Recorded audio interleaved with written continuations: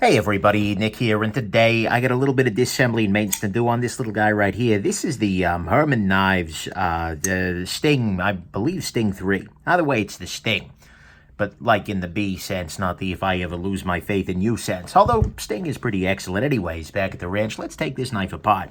One of the things you're going to notice immediately are actually two things. To start with, proprietary pivot. Luckily, they did provide a little tool wrench here. Would I prefer they didn't do that? Probably, but hey, at least they gave me the tool for free. That's nice. The other thing is all the screws are coming in from the other side, so it looks like I'm going to have to remove the pocket clip as well as these back scales here in order to do that.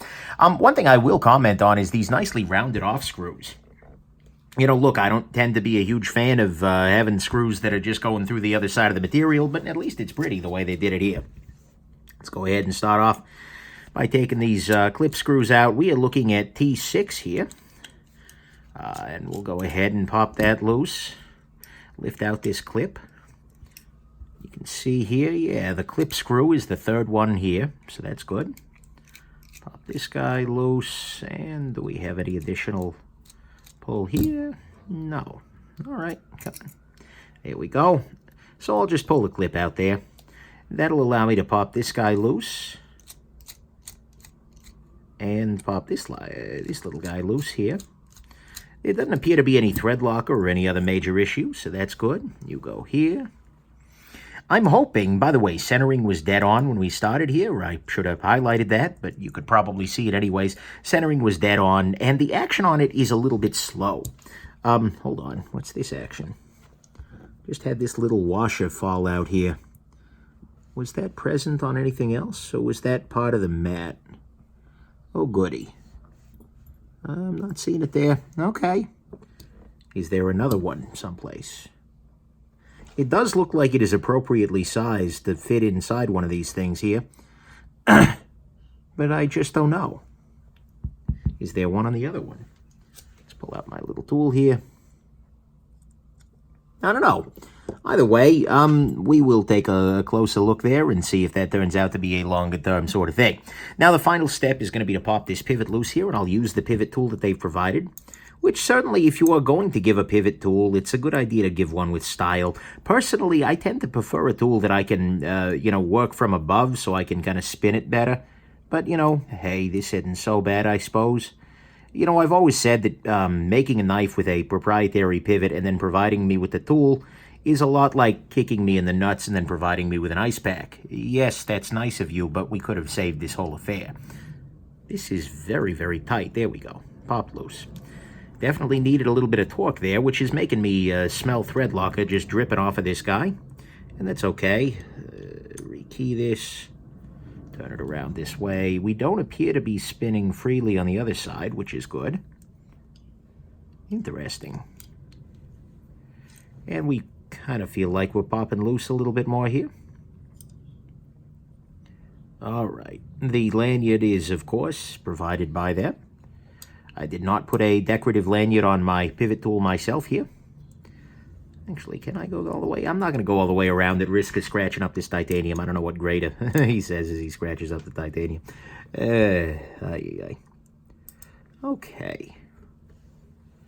Am I going the right direction here? I am absolutely going the wrong direction. At a certain point here, I stopped turning in the right direction. Guys, I am just hashtag not a brilliant man. All right, now we appear to be cooking with gas, so to speak. Righty-tighty, lefty-loosey is a good piece of advice. So this knife is by Herman Knives. This was, full disclosure, provided to me directly as a review sample by Polish Custom Knives, which is a company that is, as you might even suspect, based out of Poland and sells custom knives, including knives by this little guy, by Herman, that is. I believe it's Herman Yaraj, something along those lines. Either way, he's a guy named Herman. He makes custom knives, and this is one of them. Am I turning the correct direction? Yes, I am. Okay, good. All right. We almost have this pivot loose here. And, it's a custom, but they seem to be in pretty regular production. They seem to be very similar to one another. And, you know, I'm always willing and interested, frankly, in finding new makers whose work is unusual and appealing. So I figured I'd give it a shot. And frankly, I'd heard nice things from other folks. And we'll see. That's always my question here, is we'll see. There's always a question as to, you know, as I'm doing these kinds of reviews, you know, as I'm looking at offers like this, because this one started off with Polish Custom Knives reaching out to me and saying, you know, hey, you want to check one of these out? There's always the question of whether I'm actually going to do it or not. And, you know, for me, oh, wow, look at that amount of thread locker in there. There is a good chunk of thread locker. Oh, wow, you can see it even got caught up underneath the pivot. That's why it took so much, had to put so much freaking grunk on it to get that out of there. Okay. So I'm going to use this pivot spring bar tool here just to get in there and try and clear out some of that. But yeah, a big part of my job here is just going to be removing thread locker. Because holy crap, is this thread locked shut. It makes sense if they're going to use a crappy pivot tool that, well, I mean, the tool itself is fine, but you shouldn't need a tool, to really lock it tight just to make sure that it doesn't come undone in a place where you're out and about and using it. At which point the knife becomes dangerous and you cannot fix it with the tools you have at hand. And I think they're maybe assuming you'll put this on a keychain or something like that. But again, I still am not a fan. Now, the next question is just how much of a pain in the neck is this going to be to pop this pivot out of here, given that it appears to be fixed on this side and also that it has been thread locked shut. To this end, I'm going to use this little tool. And by the way, if you're ever curious about the tools I'm using for my disassembly process, go ahead and check out nickshabazz.com/tools, and you will see a listing of all of the various tools that you will see featured. Okay, so another one of these little guys just came out. So that means that these are coming from somewhere. And chances are that wear is up here and over here. Because this is too thin. Yeah, so each one of those screws takes one of those guys. All right. It must have just fallen out from the other side. But anyways, my disassembly toolkit is at nickshabazz.com/tools, and this is a relatively new addition to my disassembly toolkit, and this is a plastic opening tool, or spudger. The point of this entirely is just to try and pop this damn thing loose, and there is no way. There we go. That worked. Oh, okay. That's what those are. So suddenly everything makes sense. There are 6 of these. There are 3 holes in the spacer, and these spacers are not machined to have the floating, but they've got these little tiny, I don't know what material these are, washers here, that keep the spacers spaced away from the, okay. And so, oh, ew. No wonder it's running a little cruddy. There appears to be all kinds of gunk up in this. Looks like multi-row bearing system. That's nice, at least. Or a multi-row bearing system. But that's what the situation was, is that there is that's holding these guys. And so when I pulled out the screws, they started coming loose on one side, but not on the other one. Okay. Now we're good. Now I understand what's going on here, and now I can definitely do some good in here. Wow, look at that freaking lock bar bend. Okay. So, Sting 2019. We see some internal milling here, which definitely is helpful. We see that they've masked off the blade. They've put some kind of a blasted or stonewashed finish on this guy, but they masked off the blade where that happened for extra smoothness purposes. We can see here these extra 2 screws here hold the lock bar in place, and the lock bar is actually independent of this because it is a liner lock sort of thing, but it is made of, from the looks of it, titanium. So what they've done is they've put the separate lock bar in place. That's good. Well, that's a thing. I can't pass a value judgment on it, but it is most certainly a thing. I'm going to try and pop this washer loose, which contains all of these bearings. And this should just be a process here of walking it down. Yeah, I'm going to be able to do some good here, because I'm just seeing huge amounts of evidence of thread locker just everywhere. And so I think the action might be a little better by the time I'm done with it here. There we go. We see a big ceramic detent ball with... Is the top of the detent ball round or flattened? That's a common trick to achieve a nicer detent. And I will say the detent on this is quite nice. Maybe? No, it's rounded still. I thought they might have flattened it out. And then how is this not free spinning? Oh, look. Look at that. That's neat. I didn't even notice that. But actually, what they've done here is they've put a pattern into the sides of the pivot as well as into here, which is how that can be non-free spinning. And if you're going to have a tool like this one that you're having to use, then doing it that way and making it not free spinning is the only, reasonable thing to do. Otherwise, you are just showing me that you hate me. And I don't believe that Herman, whoever Herman is, hates me. I don't know that he knows. Well, he probably knows who I am if he had a knife sent my way. But nevertheless, probably never met me, because my understanding is that he is over in Poland. And as much as I would like to make my way over to Poland, I have not yet been to the Poland. And therefore, it is very unlikely, statistically speaking, that he and I have met. Anyways, back at the ranch. We can keep cleaning this guy up. What I'm doing here is I'm just cleaning off this washer and just trying to get some of this gunk up out of here. Unfortunately, I really very clearly see now where the slowness in the action was from. Not only the amount of thread locker that was all over this guy, but also it seems like it had gotten deeper into the pivot as well. So I'm not super, I'm not sure the assembly here has done them any favors, so to speak. Go ahead and clean this off. Or the other option is that the, 100 and some odd flips that I've probably given it today, this just showed up at my P.O. box this morning here, that has, resulted in a little bit, that'd be a little weird. So whatever it is, hopefully I'll be able to do a little bit of good here and make this happen. We see no evidence of a detent ball ramp, but that's okay. Where from the MRBS? I probably can't say MRBS because it's not a Shirogorov, but nevertheless, no row from the, no wear on the blade. Well, a little tiny bit, whatever. I should just stop talking now. Oh, actually, the problem with just stopping talking is that then it is dead air.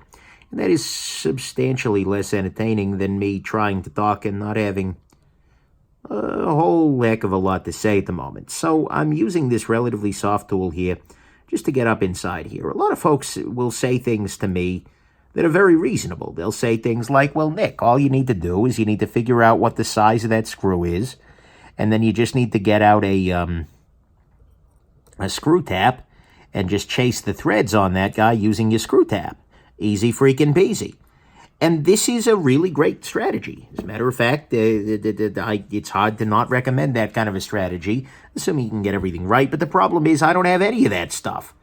Like, I very much enjoy knives, and I try and learn as much as I can about machining just because that helps me better evaluate the both quality as well as, well, frankly, the nature of these pieces of art that I have in my life. The more I know about machining, the better able I am to be able to say intelligent things about why decisions were made in the absence of better information.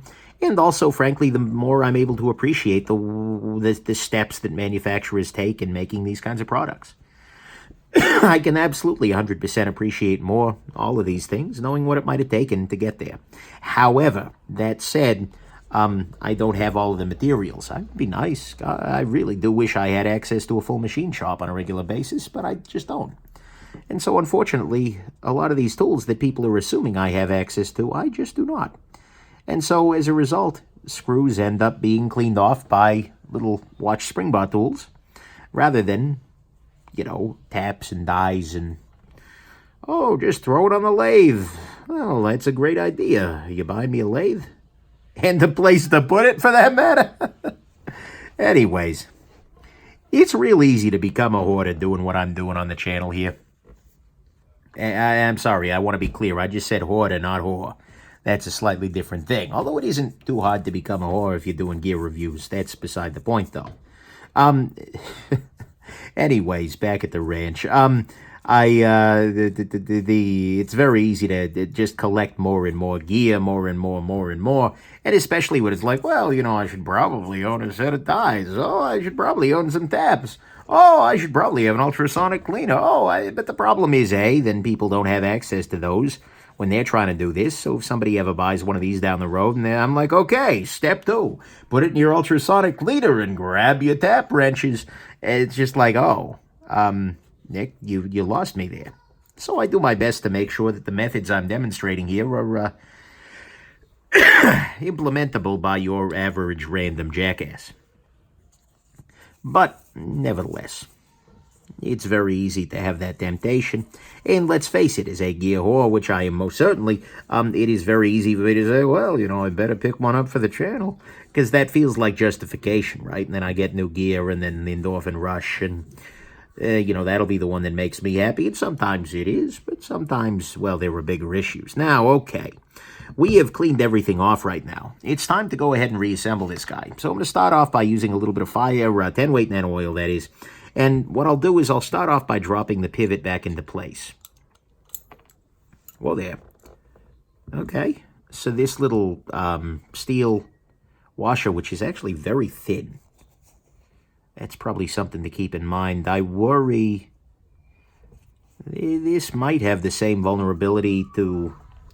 Well, it would really have to... No, it's multi-row bearing. I was wondering whether this might have the same issue that plagued the Spyderco Advocate, ultimately, but I don't know that it would, both because it's got multi-row bearings, which will prevent the kind of cupping that you saw there. I mean, you'd get like a weird W-shaped cupping, and because it's against a solid surface there. So, either way, that's... Okay, people. Lots of people randomly yelling out there. Nothing bad, just a thing. All right. Do I have gunk on my nano oil dispenser? Oh, I probably do. Yeah, let me just clean this out right quick.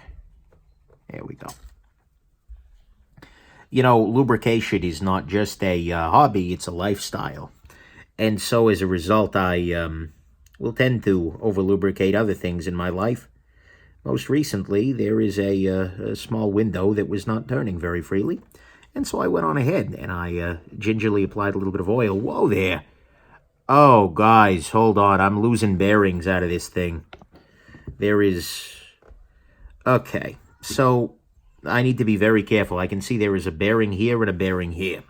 So what we have here are a deceptive multi-row, or a deceptively caged bearings. They are caged, but maybe they are caged in body, but not in heart, if you will. So, yeah, there we go. What I will go ahead and do then is to drop this guy into place. Then I will grab my tweezers here, which are an important part of any knife disassembly toolkit. And I will drop the... Ah, damn it, where'd my ball go? Where is this? Is it attached to the tweezers still? No. Okay. We are running into troubles now. Because these are especially tiny. There it is. Okay. Oh, great. Now you're sticking to my tweezers. There we go. Okay. So I dropped that ball back into position. Now I'm going to do the same thing over here. There we go. So, now I'll go ahead and try and rotate everything. This will hopefully allow the lubrication to be distributed. I'm also going to go ahead while I'm doing this and lubricate the detent ball as well as the detent ball path, just because that's a good idea as well. And I can spread some of the over-lubrication out. And we can put this back into position. That should lock those bearings on the bottom there into place for good. Now, before I drop this on there, I, of course, do need to put the lock bar down, because otherwise this will not work. There we go. That's better. Now, next step is going to be to do the same thing with the lubrication over here. And just put that there. Now, do I have all of my balls? I do. Good. There we go. Let me drop this into place here. Okay. So now, here comes the fun part. I need to get these 6 little tiny deals into position. Oh, damn it. So I should have, were I a brilliant man, I would have already inserted this And, this here goes here. And I need to be very careful that I'm keeping this over the mat in case any of those balls fall out. No, stop. I know I could put Scotch tape or something over that, but that just feels like a waste of tape to me. He says is it costs me hours and hours of my life. But what I'll go ahead and do is, because all of these screws go through to the other side, I'm going to try and install all of these screws here. Oh, you bastard. I can't do that. Because if I put this clip in place, then I can't access the screws from the other side. So I actually need to be putting these, because I want to be able to spear the screws here with these little, spear these washers, that is, with the screws. So I'll have to adjust the other one once this is in place. Ugh. I wonder if there's a proxy I can do. Yes, there is. Okay, great. Here's what I'm going to do. Will this fit in this hole? Yes. Damn it. So close. Okay. The reason I'm putting this nail in here is that sooner or later I'm going to need to insert this screw. But I don't want to do so until it's time, because that would also... Oh, actually, I'm going the wrong way here. Because this is a nail and I can't pull it all the way through. So actually what I need to do... I need something that doesn't have an end. Kind of like this disassembly appears to be. Okay. That was way funnier than you guys thought it was, just so you know. There is no shame in laughing at your own jokes, at least in my estimation. That's probably not actually true. Well, actually, once I get everything locked into place... Once I get everything locked into place on these two screws, I should be good to go. I'll say, this is not right here a spectacular experience. It may be a spectacle, but it is not spectacular. But what this will allow me to do is hopefully align everything on the back spacer and whatnot. Do I have 6 of these little donuts still? Where are my other donuts? I had donuts for breakfast. There we are. I know you were all interested. You were asking yourself, but Nick, what did you have for breakfast? And now you know. And knowing, my friends, knowing is half the battle. 80s kids, where you at? All right, where's the other donut? Come on, people. Don't fight me over here. Could it be attached to this? No. Where are you, donuts? Okay, well, at the very least, let me put this in place before I go too much further. That is unthreaded, by the way. So now I'll go ahead and, just to get things, reduce the number of degrees of freedom involved here, I'll go ahead and drop these two things onto here. That way, any donuts I see... there it is, hiding under a Q-tip. Beautiful. Okay, so I got that there. This was about 90% more fiddly than I expected it to be. Now what I can do, I hope, is... Did I rotate these bearings to distribute lubrication? Yeah. What I hope I can do here is... I'm going to want to apply thread locker to the inside of these holes, is what I'm going to want to do. So to do that, I'm going to use an oiler. Well, watch, spring bar tool. Use some Loctite Blue 242 here, because the liquid can be helpful for this. And I'll go ahead and I'll apply it to this, and then that will allow me to go through without distributing it over everything else. And put it on the inside of the hole here. And I'll just kind of pull some out. Put it in there. The reason I'm doing it to the inside of the hole rather than the end of the screw is because the screws, actually the end of the screw, protrudes slightly, right? And so I don't want to end up putting a bunch of Loctite on something that's going to be sticking out the other end. I want the thread locker to be on, well, the threads. Go figure, right? So, there we go. Beautiful. Now I need to do the same thing. While I'm in here, I'm just going to go ahead and apply some thread locker to the pivot here. I'm giving it a healthy dose, but there we go. That should, that'll be a little healthier. This is a pain in my neck, so I'll make sure it's locked into position here. All right, now, here's the next step. I need to put this nail through here. Now I need to put this. Let's go ahead and put in the pivot. Oh, God, that's right. This is a pain in my neck because I'm using their spring bar tool, or their tool for this. There we go. Have you stopped turning? Okay, you have. Let's go ahead and try doing this. I'm not even in the groove. All right, there we go. That is one benefit of Torx among many, is that it is very easy to center it because it is symmetrical on a whole bunch of axes. It's not hard to insert the tool in such a place that it is properly turning things. Oh, and I'm cutting the lanyard a little bit each time here. Okay. Oh, did I lose those freaking screws? Or the donuts? Tell me I didn't lose the freaking donuts. No, I did not lose the donuts. Okay. So now, next step here is going to be to screw in the freaking screws. Come here, freaking screwdriver.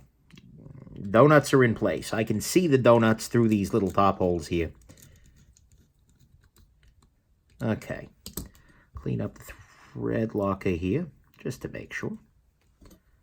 Okay. Screw that into place. Good. So those two are now in position. And we are a good part of the way home. The next step is going to be the magical one. And that is going to be to pop this loose, to remove this guy here in such a way that I can reinsert this screw, the big screw, and spear that little donut. So I'm just going to do my absolute damnedest here to avoid... I didn't thread lock the hole, did I? No, because there's a freaking screw in it. Okay, or a nail, that is. So what I'm going to do here now is the same thing I've done previously. Oh, boy. This is slightly fiddly. And my Loctite is trying to clog. There we go. Come here, Loctite.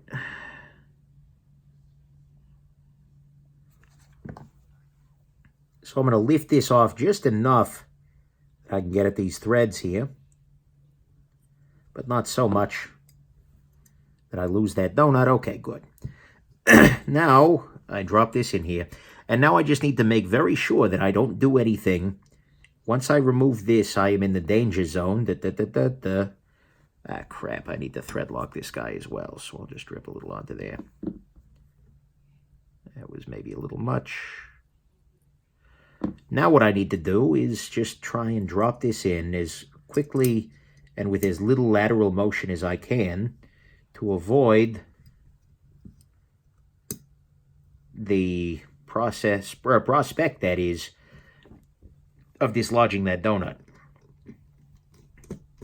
Donut, of course, being Polish for washer. It is not, to the best of my knowledge, but it sure sounded good at the time, right? All right, now, oh boy. I have all the donuts speared. So at some level, I'm a happy man. However, more importantly, the pivot is way too damn loose. You can see here that the blade is actually touching the side of the knife. That is, well, just not good. So what this means is I need to tighten up the pivot here.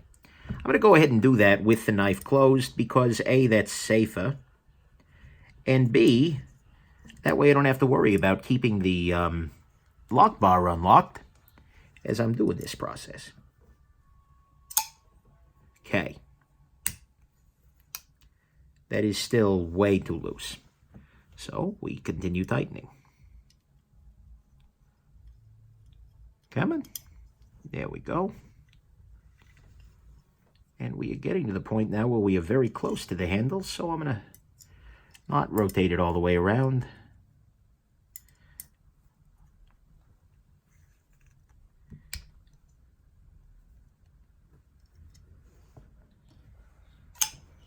Okay. There is no blade play here. It is currently very slightly... Is it scented? It appears to be pretty scented.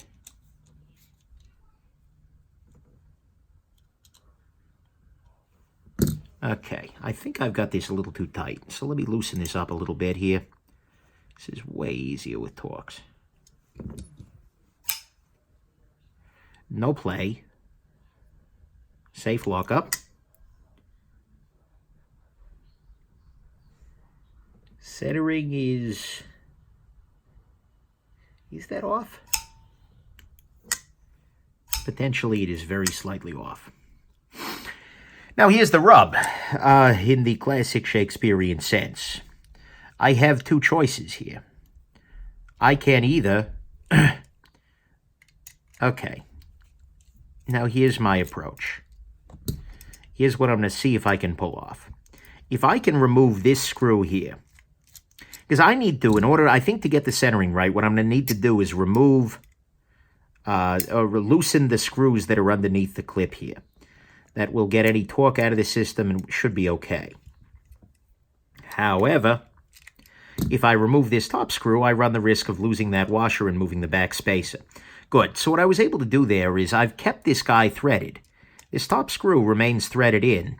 However, the bottom, I was able to rotate the clip to the side, and that allows me to get into these guys here. And then, there we go. Okay. So when I just loosened that screw, it actually allowed the blade to drift back to dead center. This is a little detail, but it's an important one. Sometimes if you tighten down fully body screws on a knife without having the pivot fully tightened down, you can, and I really wish I had the mechanical engineering vocabulary for this, but you can almost, it feels like you've stored some torque or something like that. There's torsion in the system somewhere, and that torsion ends up meaning that you are slightly out of alignment. And so as a result, the knife doesn't go together back as you expect it to. So really what I should have done there, in retrospect, was to fully torque down the pivot, then put on the clip and everything like that. But that's also tricky for other reasons. So we now find ourselves in a situation wherein, oh God, that's smoother. Oh man, that's way smoother. Just make sure I'm not doing anything silly like hitting the inside edge there. No, we're good. So that's way smoother. There is zero blade play here. I'm wondering if I can go even lighter on the pivot here. But now it is also dead center because I took that extra torque out of the system. This is one of those things that on some knives is an issue and on other knives isn't so much. And it's hard to say which are going to be which. That was a, yeah, I was going the right direction there. No torque. Was that lefty-loosey? Yeah, that was lefty-loosey. Or I'm sorry, no torque. No play is what I meant to say there. Okay, a little slight bit of lock stick. There was a little slight bit of lock stick beforehand. So we will go ahead and apply a little slight bit of Sharpie to the inside here.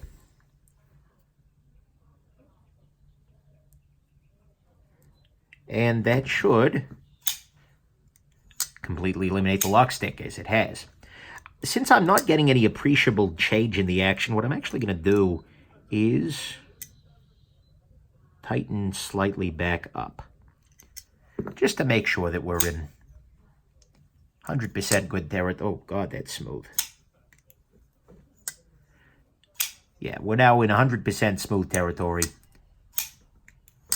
Right now, you heard a little bit of that stick coming back, but A little bit more in the way of Sharpie, and actually it looked to me like, and I should have shown this off, there was a little bit of Sharpie on there to start with, but anyways, I believe we are now actually good to go. 35 minutes into it, holy crap, but nevertheless, we are. This is put back together. It is running actually much better than when we started today. Bit of a pain in the neck in the process, I gotta say. In terms of disassembly, that was not one of the easier ones I've done. And frankly, this was, you know, I don't want to claim like there's skill level, because that would be like claiming there's skill. And not a whole lot of skill up in here. But nevertheless, that was a little bit trickier than most in terms of your disassemblies. That one relied on me, well, having done this a couple of times, I think to really be able to successfully manage it relative to some of your other ones that have been, you know, very straightforward. But nevertheless, it worked out in the end, and I will go ahead and wrap up this video. So I hope this has been interesting to you, that you had yourselves a good time during these 35 minutes or so, and that you have yourselves just an absolutely wonderful rest of your day. Bye, everybody.